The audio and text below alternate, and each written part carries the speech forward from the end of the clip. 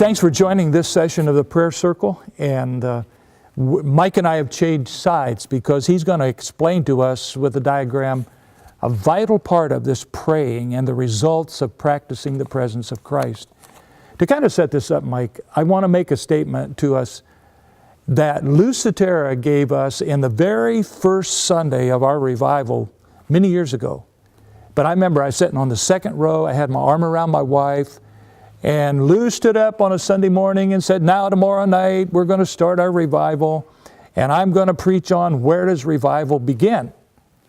And I was sitting there honestly, and I said, oh shoot, I know what he's going to say. He's going to say, draw a circle and get in it and let revival begin with you. But remember, I was burned out on that kind of thinking. I didn't want anything else to begin with me. But I was pleasantly surprised that when he came to that first session Monday night, this is what he said. Where does revival begin? And he said, a revival that begins in the character of God is like a river that's ever widening and deepening until it falls into the expanse of God's great eternity. And I could tell you, light bulbs came on, things focused for me, and I said, that's it. A real revival comes down from God. It's not something we work up from man, just emotionalism.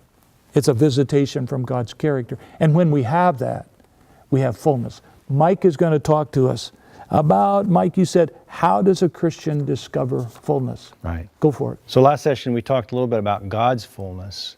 And when we talk about a Christian experiencing fullness, of course it has to come down from God. We can't make up any fullness of our own. We can't fashion that ourselves. So it comes from God. And we talked even last session about the chief aim of man. Why did God create us? So that we would glorify Him. So how are we going to experience fullness if we're not actually fulfilling what God made us to do?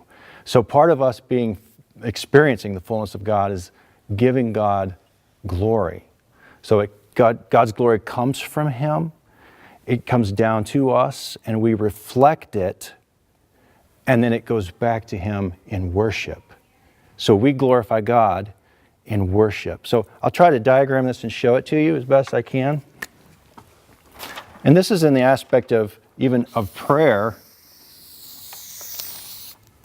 But here's God, and He's the source and origin of all fullness and of all glory.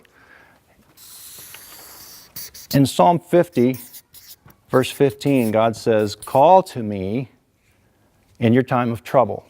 So here is a prayer. We're calling to God in our time of trouble. So this is where we're meeting God in prayer. And He says, call to me in your time of trouble, I will deliver you. So what's that going to be? It's our answer from God. He's going to provide some need for us.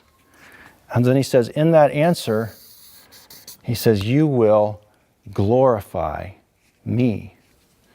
So here, we are fulfilling what God made us to do. Glory originates here from Him. And in prayer, we're asking God, what does He want? What is it He wants from us? And then He gives us an answer. And we take that answer and we say, with praise and thanksgiving and our holy living, we say, we're going to glorify you in that. And then where does that go? Right back here. So this is I call it the glory cycle. But we're part of God's glory cycle because He lets us reflect His glory. It's never been ours. We don't take any credit for it. He gives it. We reflect it. And then He gets it back. And so that's that cycle. But if we're not caught up in the cycle of glory, we're not fulfilling what God meant us to do, so we won't be fulfilled. So prayer is a great big part of that glory cycle. And you know, another thing I see here when Mike did that is answer. I think one thing that we really fail in is that we don't talk about the answers we get. Teresa and I were talking about this morning.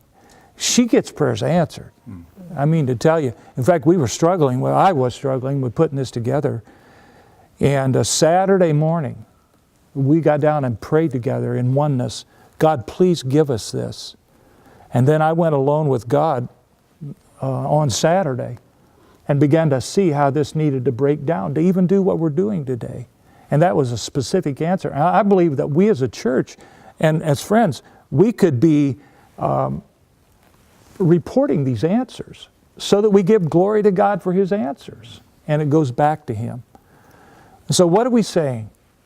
Let's keep praying because Christ is head. He's our paradigm for success. He is our platform for conflict resolution. And He is the fulfillment. I mean, people are looking for fulfillment everywhere, in all the wrong places, you know that. And yet, we see through Mike and what he's saying here that all fullness comes from God and then goes back to Him. So let's keep praying. If you need more information, you need to be in touch with us, schedule a conference, whatever you do, you can contact us at praywithchrist.org and or paradigm1.org. Thanks a bunch.